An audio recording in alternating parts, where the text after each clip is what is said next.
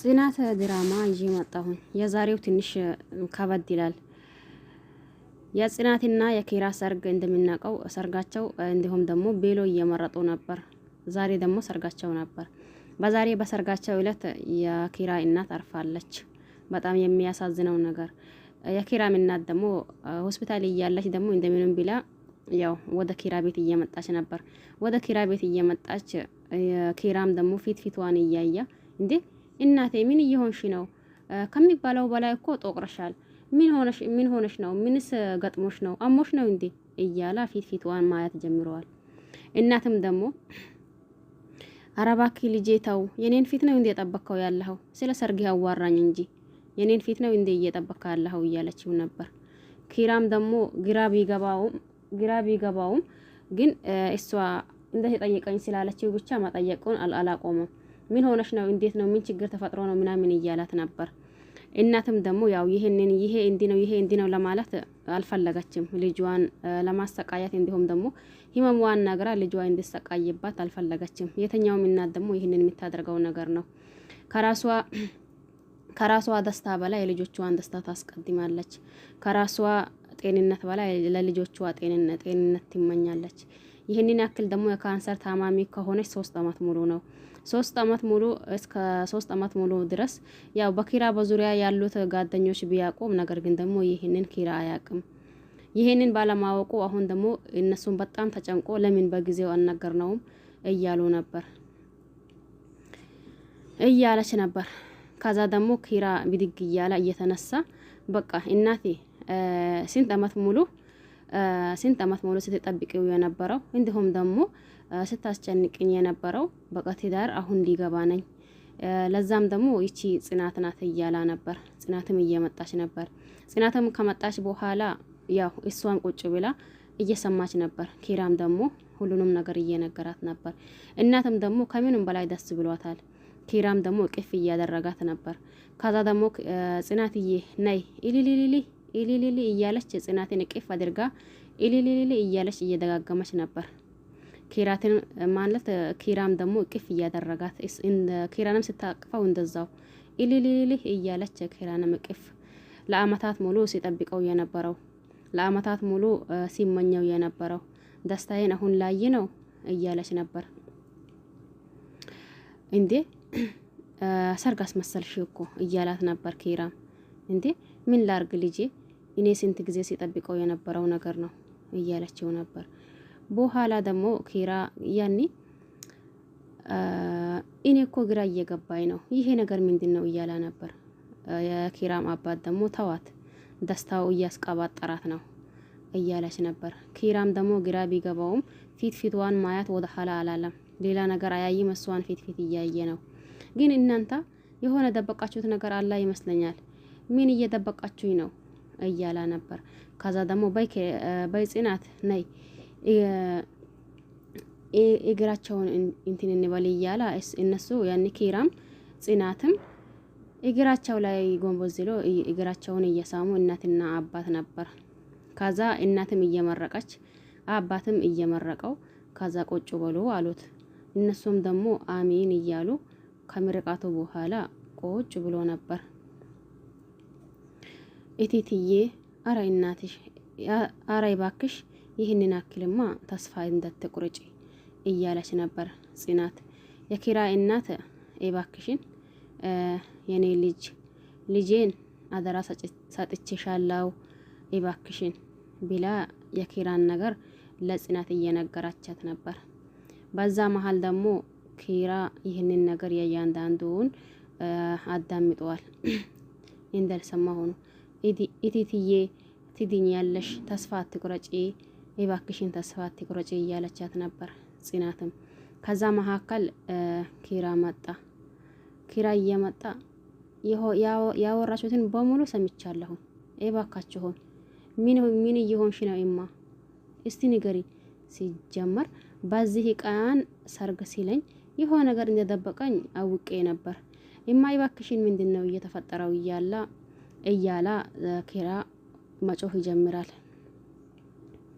ወይ የፈራሁት ሰዓት ደረሰ እያለች ነበር እናትም። ምንም አልሆንኩኝም ብትልም ያው ኪራም ራሱን መቆጣጠር አቅቶታል።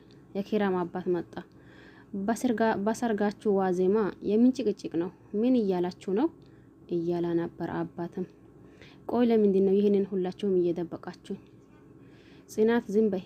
ጽናት ደግሞ ኪራ ስትል ያው የምላስዋን ሳትጨርስም ጽናት ባክሽ በዚህ ውስጥ አትግቢ። ቆይ ግን እኔ ምን ጎደለኝ? እኔስ ምን አጠፋሁኝ? እንደምትፈልጊው አይነት ልጅ አይደለሁኝም ነው ወይስ ደሞስ ምን አጠፋሁኝ? እኔስ አንቺን ለመጠየቅ እኔስ አንቺን ለማሳከም ምን አንሶኝ ነው? እንደ አንድ ልጅ አይደለሁኝም እንዴ?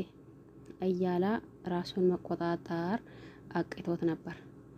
3 አመት የኪራ አባት ደግሞ ልጄ እባክህን ተረጋጋ፣ 3 አመት ሙሉ ባንታ ደብቃ ነበር፣ አሁን ደግሞ አቅቶታል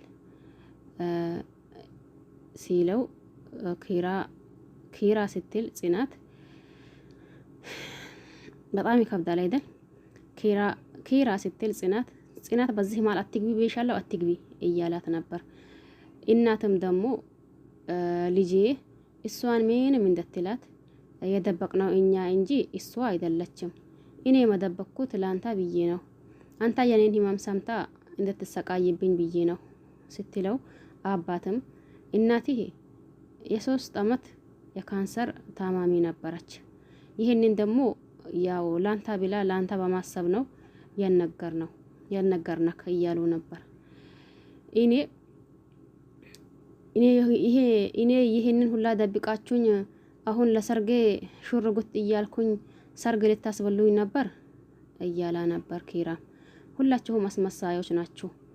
ለኔ ብታዝኑልኝ ኖሮ ይህንን ሁላ ስትታመም ይህንን ሁላ ስትበደል አይታችሁ ዝም አትሉኝም ነበር፣ ትነግሩኝ ነበር።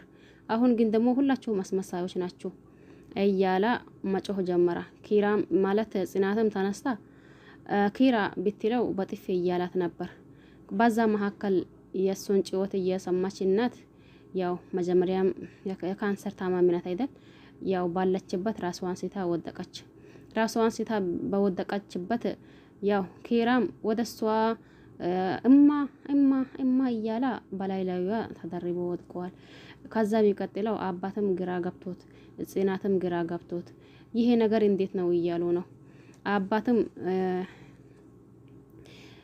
አስቱዬ እባክሽን ያላንቺን ህይወቴ ባዶ ነው፣ ሁሉም ነገር ምንም ነገር ሁሉም ነገሬ ባዶ ነው፣ ሁሉም ቦታዬ ባዶ ነው። አንቺ የሌለሽበት ህይወት እንዴት ይኖረዋለው ብሎ ቢያለቅስ ምንም ቢል ውሳኔው ቀጠሮ ስለደረሰ ምንም ማድረግ አይችሉም። እኔ ምን ላድርግ አስቱዬ እንደፈራሽው የልጅሽን ደስታ ሳታየው እንዲሆስ ሄሽ አይደል?